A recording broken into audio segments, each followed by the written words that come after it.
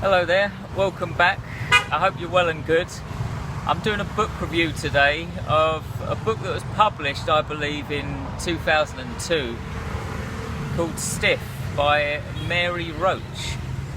As somebody who thinks about death probably too much, this book caught my eye when I saw it on Amazon. I do think about it too much. In an ironic sense, I spend a large percentage of my life thinking about death. I don't think I can help it, but this is an amazing book. It's obviously, as the cover and the title suggests, it's all about what happens to dead bodies. What happens to you after you die. This book explores the many different possibilities that might happen to your body after you die, and it gets off to a very powerful start.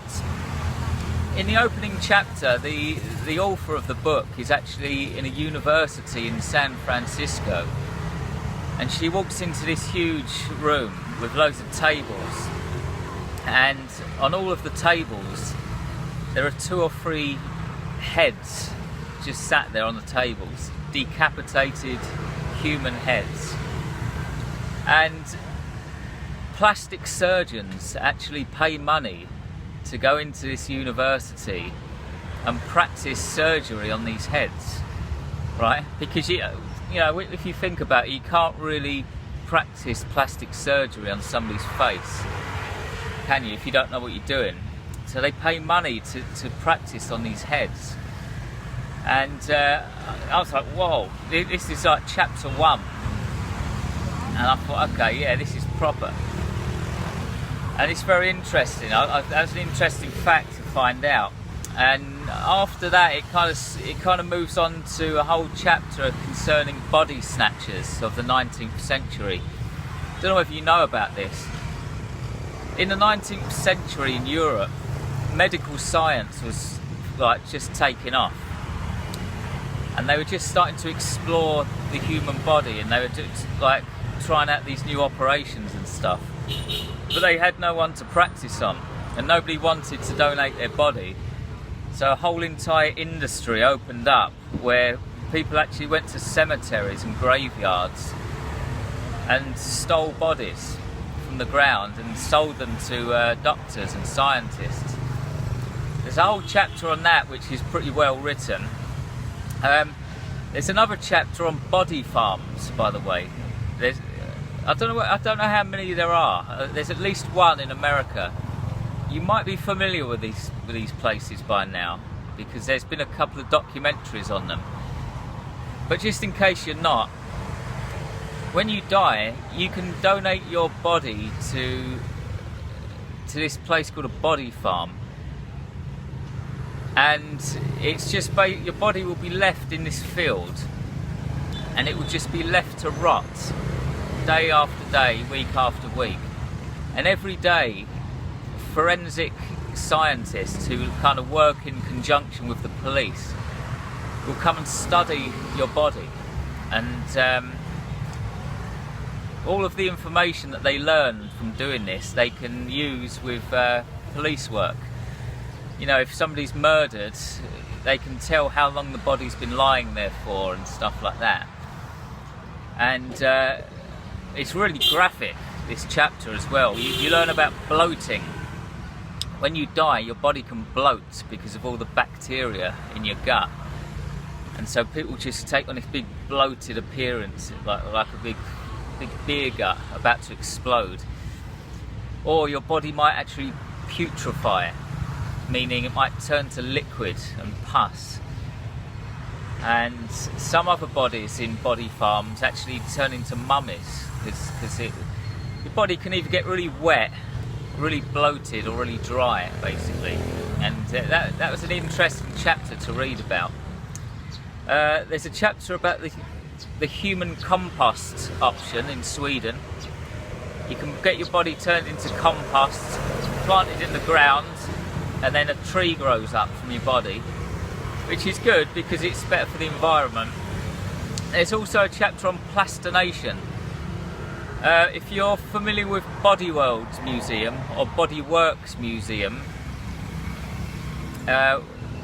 it's like a travelling museum around Europe where they turn bodies into plastic. I've actually been to one of them myself and it was amazing. There's a chapter on that, so that's mentioned. The main thing I want to mention today though is I learned an amazing fact from this book. The one fact that stands out for me is I learned the origin of the saying "saved by the bell." Now I don't know about you, but I've always presumed that this saying came from like a school bell. When the school bell rings, it's lunchtime and you're saved from the lesson. But apparently, according to this book, in Germany in the 1800s, people used to be really paranoid about getting buried alive. So much so that they actually opened up these things called waiting mortuaries.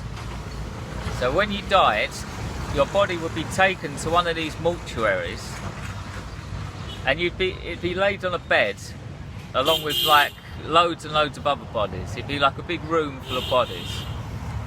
And string would be tied around your fingers, and that string would be connected to a series of bells up on the wall, and there'd be a kind of watchman in the room or a porter, and if you came back to life, your hand and fingers would move and then the bells would ring, and so then the watchman would know that you're actually alive, and then you wouldn't get buried alive. Saved by the bell. If that's true, it's just who would ever have guessed that a saying like that, like an innocent sounding saying, would have come from that kind of origin? Apparently it's true. I'll let you decide. The book's not perfect. No book is perfect, is it? There were a couple of chapters that kind of bored me. There's a chapter on crash test dummies that bored me. Some people die and donate their body to like crash test research, and the dead body gets put in a car and crashed into a wall and stuff like that. It's quite interesting, but it just got a bit too technical. And there's also a chapter about ammunition testing, which they also use dead bodies for. They kind of tie up a dead body to a post and shoot it with different bullets and stuff.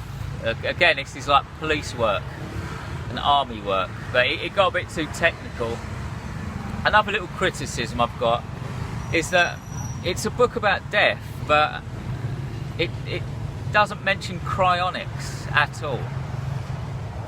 Some people sign up for cryonics when they die to get their bodies frozen, and I think any book that talks about death should have a chapter on cryonics, or it should at least get a mention, but it's just not mentioned at all, not once.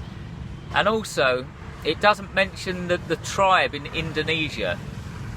Right, look this up for yourself. There's a tribe in Indonesia, and every single year they dig up their dead relatives. They dig them up and they put new clothes on them, and they brush their hair.